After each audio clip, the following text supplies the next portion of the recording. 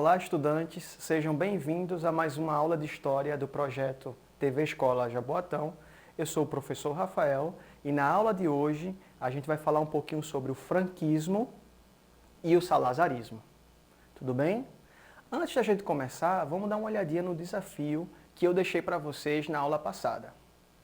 Bom, o desafio foi o seguinte: leia a frase abaixo e lhe atribua valor de verdadeiro ou falso. Uma das características mais marcantes do nazismo foi a perseguição aos judeus, entre outras coisas, aprovando leis que os proibiam de desempenhar determinadas funções e o forte uso de propaganda para difamá-los. E aí, qual é o valor que a gente vai atribuir a essa frase? Verdadeiro ou falso? Verdadeiro. Essa foi uma das principais características do nazismo lá na Alemanha. Então, como eu falei para vocês no início da nossa aula, a gente hoje vai conversar um pouquinho sobre o franquismo e o salazarismo. A gente viu nas aulas passadas que regimes fascistas se espalharam ali pela Europa após a Primeira Guerra Mundial. Vimos o caso da Itália, o caso da Alemanha e agora, na aula de hoje, os casos da Espanha e de Portugal. Tudo bem? Então vamos lá. No período entre guerras, a Europa viu a ideologia fascista chegar ao poder em diversos países e transformá-los em ditaduras. Embora com algumas diferenças, esses regimes conservam muitas semelhanças em suas essências antidemocráticas e totalitárias. Na Espanha e em Portugal, esses regimes ficaram conhecidos como franquismo e salazarismo, respectivamente. Tudo bem? Então, o que foi de fato ali o franquismo? Tá? A definição é a seguinte: foi um violento regime de caráter fascista que governou a Espanha efetivamente a partir de 1939, durando até 1975, quando se iniciou o processo de transição que levaria ali algum tempo para se consolidar.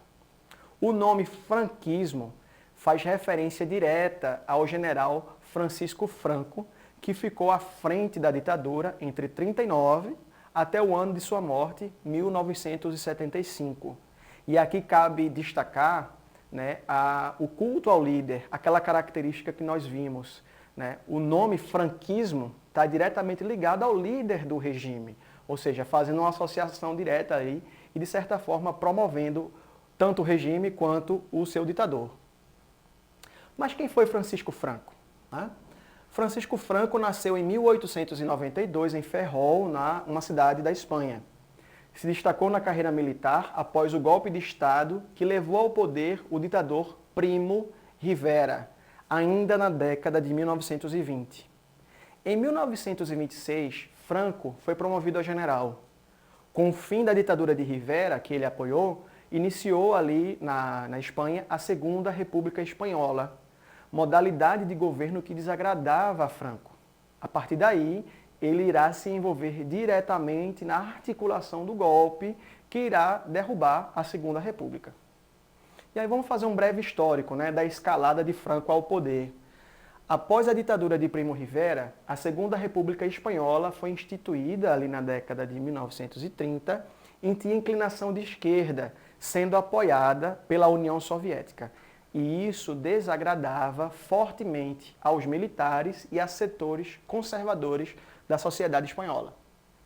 Em 1936, Francisco Franco e outros generais apoiados por Hitler, Mussolini e Salazar, de Portugal, a gente vai falar sobre ele já já, articulam um golpe contra o governo republicano.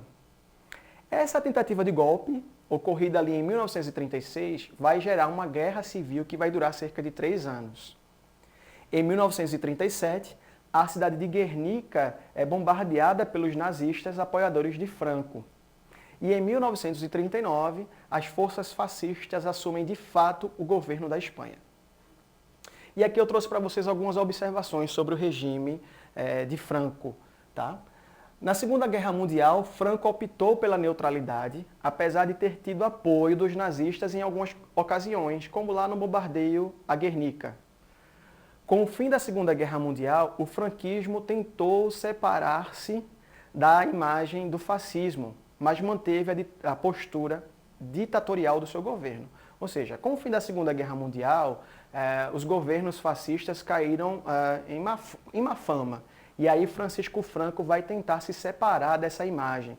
Mas para o povo espanhol, ele mantinha a sua postura ditatorial. O franquismo viveu o seu auge na década de 60, quando abriu a sua economia para o mercado ocidental, mas foi marcado pela miséria do povo espanhol. O franquismo fez grande uso de propaganda, de censura dos meios de comunicação e de uma violenta repressão contra opositores e críticos do regime, mais uma característica em comum a todos os outros fascismos. Por ser nacionalista, o franquismo também perseguiu minorias na Espanha, minorias étnicas na Espanha, como, por exemplo, os catalães e os bascos. Tudo bem? Vamos continuar. Bom, o franquismo chegou ao fim, né, ali já perto da década, já na década de 1970, quando Franco adoece. Então, ó, Francisco Franco, que já vinha com a saúde debilitada por conta do mal de Parkinson, sofreu um infarto e, após passar por um procedimento cirúrgico, entrou em coma.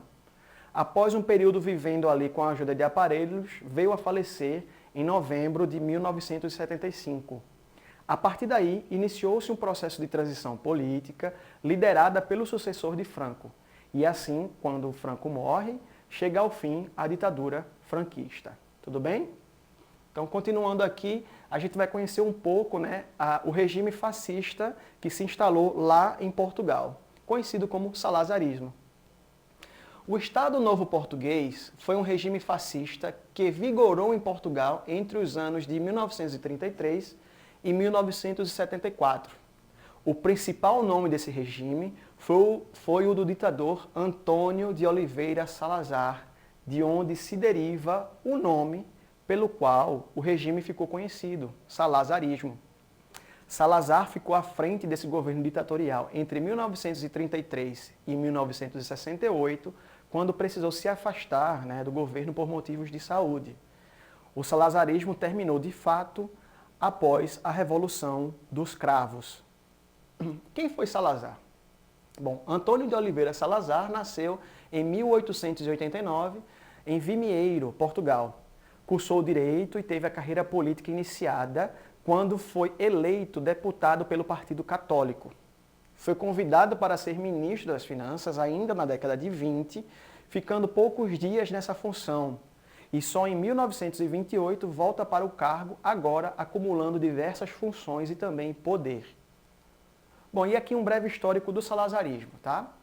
Após uma revolta que colocou fim à monarquia portuguesa em 1910, a gente vai ter a Primeira República Portuguesa, período marcado por uma forte crise econômica e instabilidade política. Portugal se envolve na Primeira Guerra Mundial e essa instabilidade aumenta. Na década de 1920, o discurso conservador ganha forma e passa a se apresentar como solução para os problemas econômicos do país. Em 1926, um golpe militar do período iniciou o período conhecido como ditadura nacional.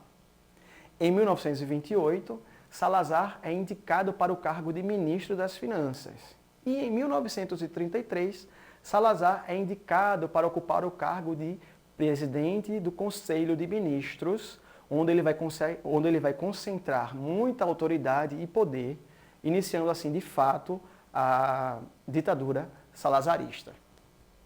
E aqui algumas características do salazarismo, como, por exemplo, o corporativismo, que é quando o Estado ali passa a intermediar as relações de trabalho entre operários, entre trabalhadores e empresários. O anticomunismo também foi uma característica muito marcante. O nacionalismo e o colonialismo, ou seja, Portugal queria manter as suas colônias ainda funcionando naquela época. Também houve uma censura feroz aos meios de comunicação. Havia também um forte culto ao líder, um forte culto à personalidade de Salazar. Apenas o partido da ditadura de Salazar tinha autorização para funcionar. Houve também uma perseguição violenta aos opositores e o lema da ditadura de Salazar era Deus, Pátria, Família. Bom, a decadência do salazarismo se deu por diversos fatores, entre eles, por questões econômicas, tá? Portugal naquele período era um país menos desenvolvido nesse aspecto em relação a outros países europeus.